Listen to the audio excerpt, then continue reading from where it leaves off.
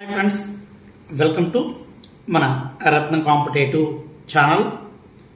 చాలామంది గాబరా పడిపోతూ ఉన్నటువంటి పరిస్థితి. ఎందుకంటే ఈ మెగా డిఎస్సిలో ఇక కాల్ లెటర్స్ అన్నీ ఆగిపోయాయేమో అని. సో నాకు ఇప్పుడే అందినటువంటి ఒక లేటెస్ట్ న్యూస్ అండి. నాకు న్యూస్ అందితేనే సమాచారం నేను సేకరించుకున్న తర్వాత మాత్రమే సో ప్రతి విషయాన్ని కూడా మీకు చెప్పడం జరుగుతుంది. దయచేసి మీలో ఎవరైతే బార్డర్లో ఉన్నారో మార్కులకు మీరు సిద్ధంగా అయితే కనుక మీరు ఉండొచ్చండి. చాలామంది అభ్యర్థులకు ఉన్నటువంటి ప్రధానమైనటువంటి సందిగ్ధత ఏంటంటే, ఫస్ట్ ఒక వాళ్ళ ఆలోచన బార్డర్లో అంటే మా ముందు ఎంతవరకు ఆగిందో మాకు తెలియదు కదా. దౌర్భాగ్యం ఏంటంటే మా కిందోడికి వస్తుందా, మా పైనోడికి వస్తుందా, మధ్యలో మాకు రావట్లా. ఇది చాలామందికి ఉన్నటువంటి ఒక రకమైనటువంటి పలు విధాన వాళ్ళకి అనుమానాలు అనేది ఉన్నాయి. సహజమే, లేదని నేను చెప్పట్లా. మూడవ జాబితా అనేది దాదాపుగా రేపు మార్నింగు ఇంచుమించుగా రేపు సాయంత్రం కల్లా మళ్ళీ కొన్ని కాల్ లెటర్స్ అయితే కనుక విడుదలవుతున్నాయండి. అదే కాల్ లెటర్స్ విడుదలవుతాయి. ఇక మూడవ జాబితా కూడా కంప్లీట్ అయిన తర్వాత మూడవ జాబితా కూడా కంప్లీట్ అయిన తర్వాత జిల్లాలకు సెలక్షన్ లిస్ట్ అనేది వెళ్తారు. ఇప్పటికే కొంత మేరకు సెలక్షన్ లిస్ట్ అనేది తయారు చేయడం జరిగింది. కొన్ని పోస్టులకి ఇంకా నిన్న మనకి ఈ రిజెక్ట్ లిస్ట్ ఉంది కదా, ఈ రిజెక్ట్ లిస్ట్ ఒకటి, దాని మీద కొన్ని పలు అనుమానాలు ఉన్నాయి చాలామందికి, లేవనట్లేదు. అలాగే ప్రధానంగా అభ్యర్థులు కూడుకున్న మెయిన్గా ముఖ్యమైనటువంటి విషయం ఏంటంటే, ఇక్కడ ఎక్కువగాను ఇంతవరకు ఇన్ని పరీక్షలు రాసాం మేము, ఇన్ని అనుభవాలు ఉన్నాయి, కానీ మొదటిసారిగా ఈ మెగా డిఎస్సిలో కట్ ఆఫ్ వివరాలు చెప్పలేదు. కట్ ఆఫ్ మార్కులు అవి జోన్లకి, డిస్టిక్ కానీ, 2 స్టేట్ వైడ్ పోస్టులకు, ఏ పోస్టులకి కూడా కట్ ఆఫ్ వివరాలు అనేది అసలు ఎందుకు రాలేదు. సెలక్షన్ లిస్ట్ వచ్చిన తర్వాత ముందు చెబుతారు, ఇవి రాలా. గౌరవ మంత్రివర్యులు, ముఖ్యమంత్రి వర్యులు ఈరోజు ఉపాధ్యాయుల దినోత్సవానికి అర్థం పరమార్థం, ఎందుకంటే కొత్తగా 16,347 మందిని నూతన ఉపాధ్యాయులుగా మీరు వారికి అపాయింట్మెంట్ ఇచ్చి చక్కగా గురువులుగా వారిని స్వాగతించడానికి ఇంత అవకాశాలు మీరు ఇచ్చినప్పుడు కూడా చాలామంది అభ్యర్థుల్లో పలు అనుమానాలు ఉన్నాయి.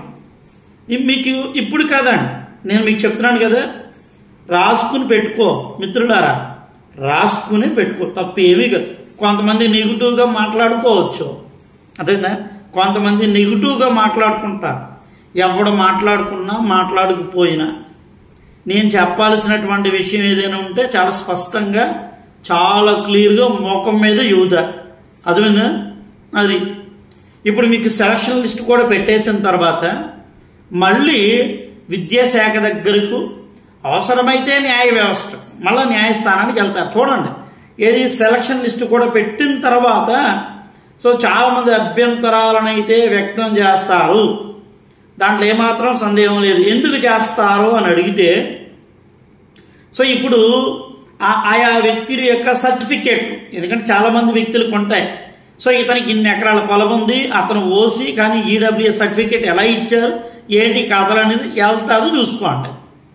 అదేవిధంగా ఈడబ్ల్యూఎస్కి మేము లేవా, ఇవి ఇంకా కొన్ని ఫేక్ సర్టిఫికేట్లు.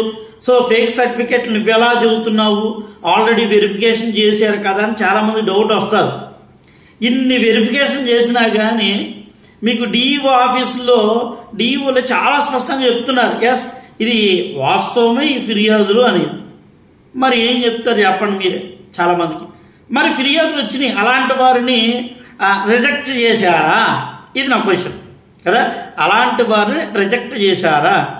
కొన్ని తండ్రి ఏమో ఒక కులానికి చెందినవాడు, కొడుకేమో ఒక కుల పత్రిక తీసుకొచ్చాడు, రిజర్వేషన్ పత్రిక వచ్చింది, క్యాస్ట్ సర్టిఫికేట్ వచ్చింది.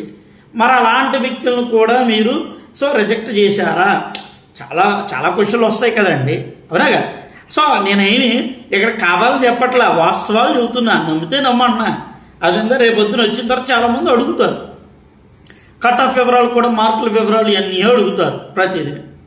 ఇకపోతే మనకి ఈ టెట్ నోటిఫికేషన్, ఇంకోటి ఏంటంటే డిఎస్సిలో 400 పోస్టులు.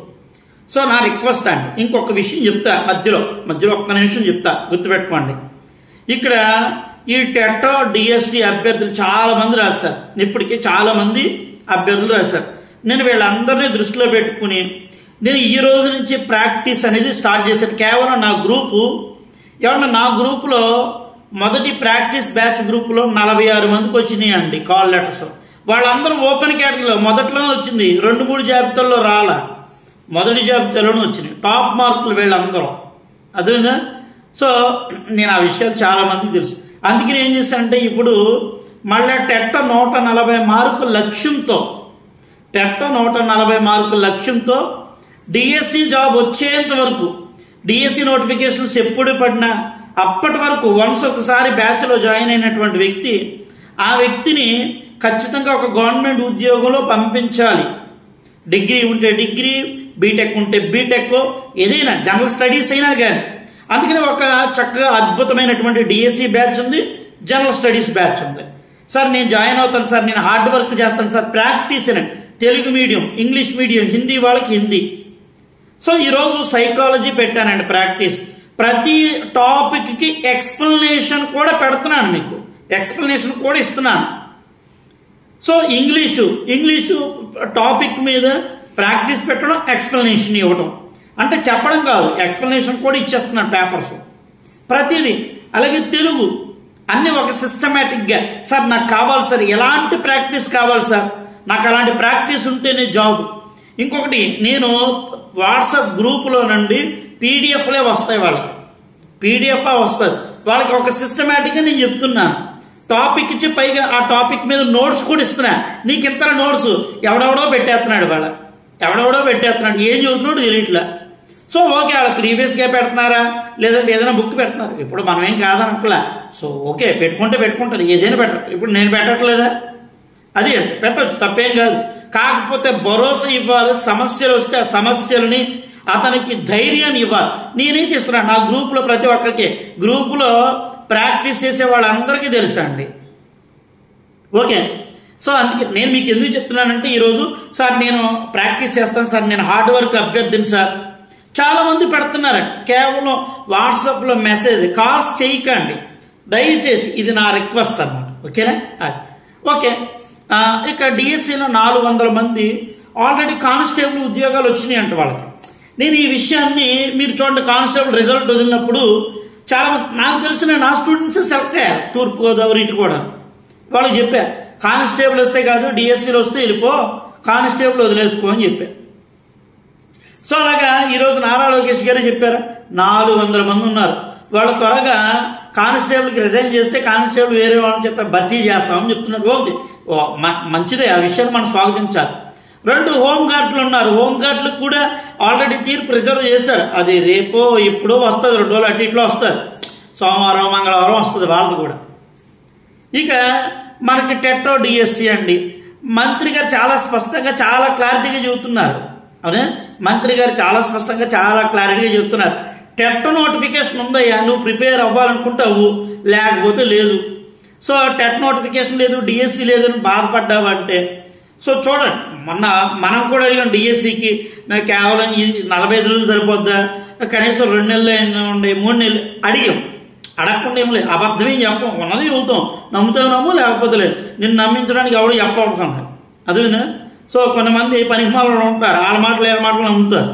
నేను చూస్తున్నా, అడిగాం, రిక్వెస్ట్ చేసాం, చేయలే, లేదు కుదరదా, మీకు అన్ని ఇచ్చామని చెప్పారు. ఇప్పుడు మీరు చదువుకోలేదనుకోండి, నష్టపోయేది నువ్వు, ఫస్ట్గా నష్టపోతావు. మళ్ళీ చేసిన తప్పే చేయకండి దయచేసి. అలానే నేను మిమ్మల్ని ఆ సెలవులు ఈ సెలవులు పెట్టేసి ఆ ఉద్యోగాలు మానేసి చదవండి చెప్పట్లే. రోజుకి మినిమం కనీసం సబ్జెక్ట్ మీద ఒక 3-4 గంటలు కేటాయించుకోండి. నా గ్రూప్లో కూడా అది 3-4 గంటలు కేటాయించుకుని చదవండి, ప్రాక్టీస్ చేయండి అని చెప్పి. మీరు ఒకవేళ సొంతంగా చదువుకున్నా చదువుకోండి, తప్పేమీ కాదు. అది లేదండి పలానా కోచింగ్ వెళ్ళిపోతామండి, కర్నూలు వెళ్ళిపోతామండి, అవినిగడ్డ వెళ్ళిపోతామండి, అండమాన్ వెళ్ళిపోతామండి, అమెరికా వెళ్ళిపో నేను ఎవరు కాదన్నాడు అని వెళ్ళిపో. నెత్తిరి సింగ్ చేసుకున్న తర్వాత అప్పుడు బయటకు వస్తాం. అది అలా బయటకు వస్తారు, చాలామంది వస్తారు. మరి టెట్ నోటిఫికేషన్ వస్తుంది, ఖచ్చితంగా వస్తుంది. ఈ సెప్టెంబర్ చివరి నాటికి రావాలి. సెప్టెంబర్ చివరి నాటికి రావాలి. ఒకవేళ అటు ఇటు లేట్ అయిందనుకో, అక్టోబర్ మొదటి 2 వారాలు అటు ఇటులో వచ్చేస్తారు. కాబట్టి జాగ్రత్తగా నువ్వు సిద్ధమైపో. ఒక టార్గెట్ పెట్టుకో, 3 నెలల్లో నేను టెట్నో ఎగ్జామ్స్ రాస్తున్నా అనుకో. డిఎస్సి అంటారా నెక్స్ట్ ఇయర్కి, నెక్స్ట్ ఇయర్ ఖచ్చితంగా ఉంటుంది. లోకేష్ గారు చెప్పారు ప్రతి ఏడాది డిఎస్సి ఇస్తా ఉన్నారు, ప్రతి ఏడాది గుర్తెట్టుకోండి. లేకపోతే కనుక ఆయన దగ్గరికి వెళ్ళి నాకు ఇంత ఖర్చు అయిపోయింది, మీరు డిఎస్సి ఇస్తా అని చెప్పారు కదా, నాకు ఇంత ఖర్చు అయింది, హాస్టల్లో ఉన్నా, పలానా చోట కోచింగ్ తీసుకున్నా, ఒక 50,000 అయింది, 1,00,000 అయింది, 2 అయింది, 3 అయింది, దీనికి అప్పు ఎవడు కడతాడో మీరు చెప్పడం బట్టి ఇలాగే తప్పేమైనా ఉందా మనం అంటాం. వాళ్ళు ఇచ్చిన స్టేట్మెంటే కదా, వాళ్ళు ఇచ్చిన స్టేట్మెంట్ బట్టి మనం వెళ్ళాం, అవునా కదా. సో ఇది జాగ్రత్తగా మీరు దయచేసి గుర్తుపెట్టుకోండి, ఆలోచన చేయండి. నేను మీకు చెప్పాల్సిన ప్రతి విషయం చెప్పాను. ఏదైనా డౌట్ ఉంటే కామెంట్ చేయండి, లేదంటే వాట్సాప్లో మెసేజ్ పెట్టండి, నేను ఖచ్చితంగా రిప్లై ఇస్తానండి. ఓకేనా.